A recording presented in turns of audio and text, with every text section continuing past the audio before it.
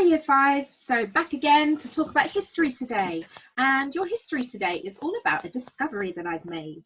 I discovered this note which looks to me a little bit like it's been written on animal skin, animal hide, and it looks quite old, doesn't it?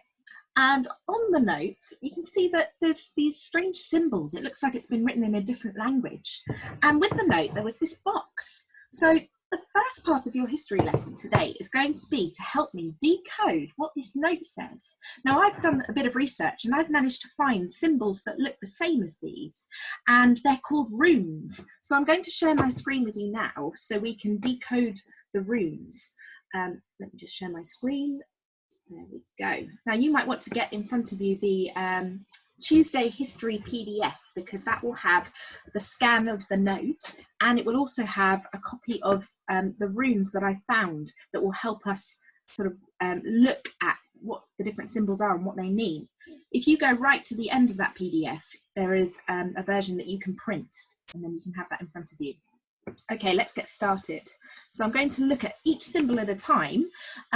Let's look at that first symbol. It looks a bit like a T, doesn't it, with sort of flicks at each end. So can we find that on the runes? Yes, it's at the bottom.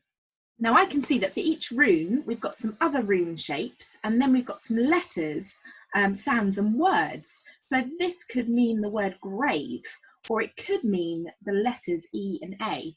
Some words start with E and A, but let's keep going, we'll see. Now there's a bit of a space, and then there's another symbol, and it's this X symbol. I wonder if it means X. Let's see if we can find it. Oh, there it is. So that could mean gift, or it could mean G or J.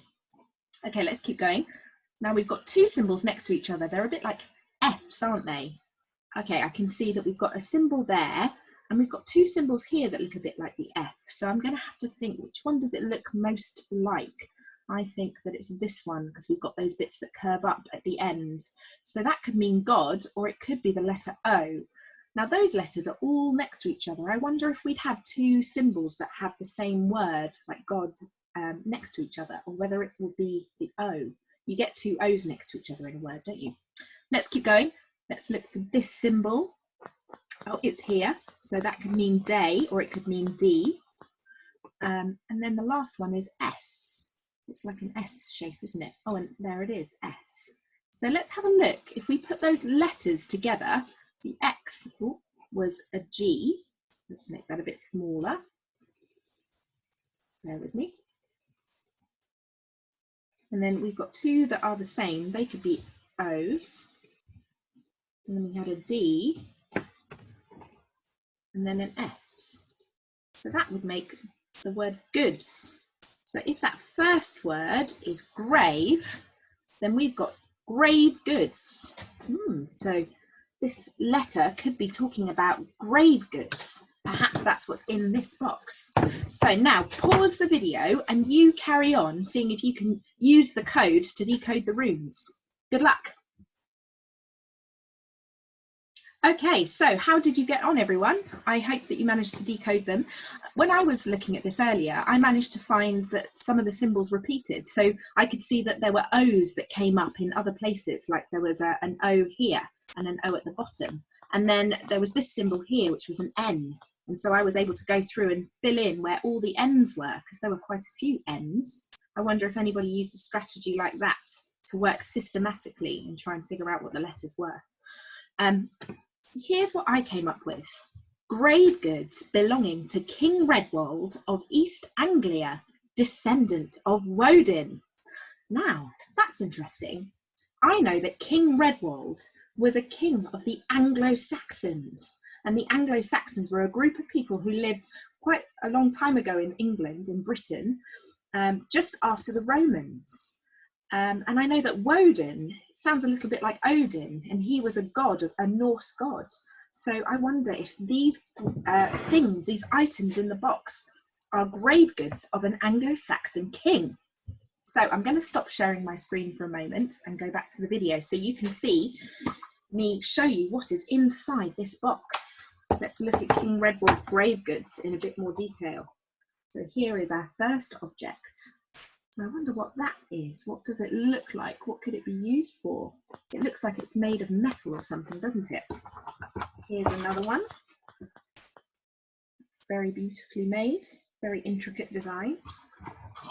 Here's another one. There's a few more in here, so if I reveal that one, it looks a little bit like a buckle of some kind, doesn't it? Very beautifully made. And we've got two smaller ones. I wonder what they are. And last but not least, we've got something that looks like a helmet. But on one side, it looks like it's been corroded or eroded away. It looks like it's in pieces. And on this side, it looks like it's new. So we've got two ways of looking at that. Okay. If I share my screen again, I'm going to give you your next part, the next part of your history lesson. So, 1 second. I share my screen. So what I want you to do is I want you to look on your PDF where you will find those pictures. I've scanned them in. Ooh, and you will be able to see some questions as well. Now, ooh, there are the questions. So I want you to have a little think. I want you to think like a historian today and explore those Anglo-Saxon artifacts in a bit more detail. You're going to learn next lesson what they actually are and a lot more information about them. But today it's just about your thoughts, thinking about what you can come up with. So we know they're Anglo-Saxon artifacts, but what could they be called? What name could they have? What could their use be? What skills might have been needed by the people who made them? And what questions might you have about the object? So choose an object. You can do more than one if you want. And you can maybe print off the picture and annotate some notes around the outside to do with those questions.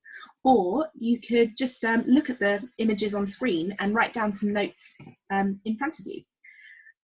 So have a think about those questions. You might want to pause the video and do that now.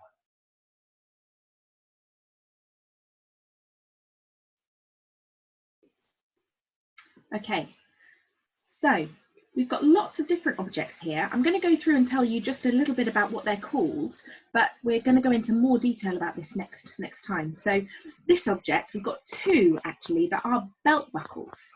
So this is a really beautifully designed belt buckle, and it looks like it's made out of metal, doesn't it? And this one is another belt buckle that looks like it's made out of metal, but also gemstones. They were called garnets. So what skills might have been needed by the people who made those artifacts, those objects? They're very highly crafted, aren't they? This is a strange looking object. It's actually a purse clasp. So a purse is like a little handbag. And so that clasp would have gone over the top of some fabric. So I wonder what happened to that fabric and why we've got this purse clasp that's left. I wonder who might have used this purse. Now this is a beautifully made object, and it's actually a shoulder clasp. So what would have happened is an Anglo-Saxon person might have been wearing a cloak that came across their shoulders, and those the piece of jewellery would have split into two, and it would have held either end of a cloak, and then that pin would have gone through the middle to hold the cloak onto the shoulder. Now this one looks quite familiar to us. We've got a helmet, haven't we? And this is what the helmet looked like when actually it came out of the ground. I can tell you when it was discovered. This is what the helmet might have looked like back in the Anglo-Saxon times. So what's happened to that metal over time? We can have a think about that. And finally, we've got these beautiful rings, King Redwold's rings. So again, think about what skills might have been needed. Now, I came up with a bit of a list of skills that might have been needed. I was thinking that blacksmiths might have made these pieces because that most of them are made of metal, aren't they? And so they would have needed to have moulded metal. They would have needed to have heated it up to high temperatures and then used tools to stretch it and bend it. They used gold, which is quite rich, quite an expensive metal. They would have needed to measure and work in glass and garnets. So quite skilled people. Now, finally, I want you to think about some other questions. So I want you to think about what you can tell me about the wealth and the power of the people who might have made or used these artifacts. Would they have been powerful people? And why might somebody have buried such an item? Are these the kinds of items that you would want to bury? Have a think about those now and add your ideas down to your notes. Okay, so here are some ideas that I came up with, why somebody might want to bury an item. People in the past buried items. I know the ancient Egyptians buried items so that they believed that they would take those items with them into the afterlife, things that would have been useful and would have helped them. So here are just a few other ideas. They might have buried them because maybe they were going on a journey and they wanted them to keep them safe so that when they returned, maybe out of pride, maybe their king should appear good when he got to heaven. So if it was King Redwald, maybe he buried these items because he wanted to appear good, appear powerful when he went to the afterlife. Maybe the people who were his subjects feared the return of the king. Maybe they thought he might come back as a ghost or be reincarnated. And so maybe they thought they might get punished if they kept his things, so maybe they buried them with him. Or maybe it was out of respect. I wonder what you came up with. It would be great to see your notes, so send them to the Year 5 email, and it would be good to see what you came up with. Okay, see you next time for the next history lesson. Bye, Year 5.